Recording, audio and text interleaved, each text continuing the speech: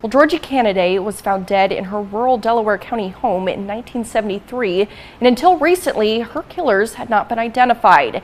For the last 5 decades, her family wondered what happened and who took the life of someone they say was so full of love.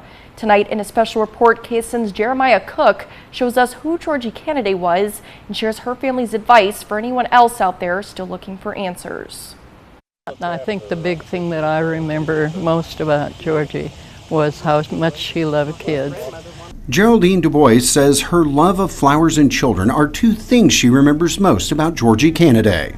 She used to come and visit next door to us where her sister lived, and she always just loved to get over there and see the kids, and she was a wonderful person.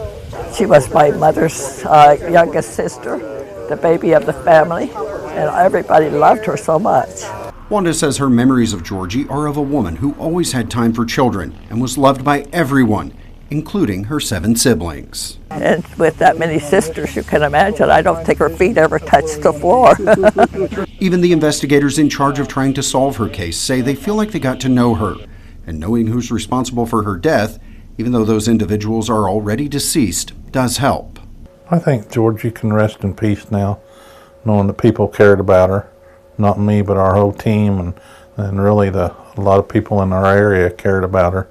And for families out there who may still be looking for answers of their own, Georgie's family says, don't give up. I would say to stay vigilant, to continue to reach out and to keep it on their radar and let the detectives know that the family really does care about what happened to this family member. And coming up tonight at 10, we'll show the steps investigators took to solve this 50-year-old mystery. 5 decades after a brutal murder, a Northeast Oklahoma woman's family finally has closure. In 1973, the body of Georgie Cannaday was found in her rural Delaware County home, and until recently, her killers remained a mystery. And while advances in forensic sciences are certainly useful, investigators say it was old-fashioned police work and help from the community that solved this 50-year-old cold case. In part 2 of a special report, KSN's Jeremiah Cook shows us how investigators were able to solve that mystery.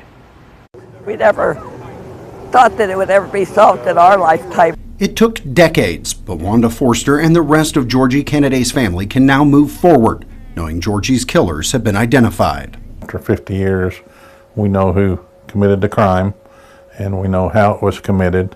Christina Asp, Georgie's great niece, says that for the family, it began with a phone call. One night I said, let's just call the cold case people in Oklahoma and see what they say, see what they'll tell us, you know. What she didn't know was that Delaware County Sheriff James Beck was placing a special emphasis on closing cold cases like Georgie's. And part of the reason why it was near and dear to me is I actually have a cold case in my own family from years ago whenever I was very young. And investigators knew it wouldn't be a simple task. Originally, whenever we were looking at it, I thought it was going to be very difficult, and I was not sure if it could be solved because there was a lot of things that we could not find for whatever reasons those may be. We didn't have a lot to go with. Cold case investigators with the Delaware County Sheriff's Office say they decided to approach it just like any other case. But a 50-year-old case does present unique challenges. There was no file. All we had was a picture from a tweet that OSBI had sent out a very long time ago. Bishop says piecing together the information they needed came through exhaustive searches of files from several agencies and even internet databases, often with little to no results.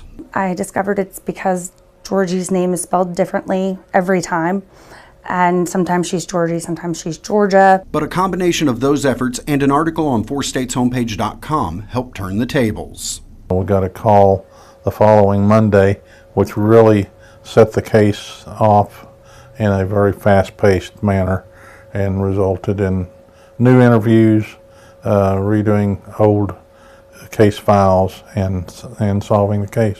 One of those calls, a woman who says her father heard a deathbed story from a man who confessed to killing Georgie, and that gave Wall a new avenue to pursue. He had a certain type of assault he liked to do on individuals and had done it on several people and was very skilled at it. Investigators have identified 2 men they believe to be responsible for Georgie's death. both of whom are deceased. And while they haven't released those names to the family, there's still a sense of closure and a feeling that Georgie can finally rest in peace. It was like I knew who I felt had done it, and thank God, they finally proved it. And nobody is relieved who did it, but in my mind, I know who did it. And investigators say it's possible they'll release the names of the killers to the family in the future on the condition that they keep that information confidential.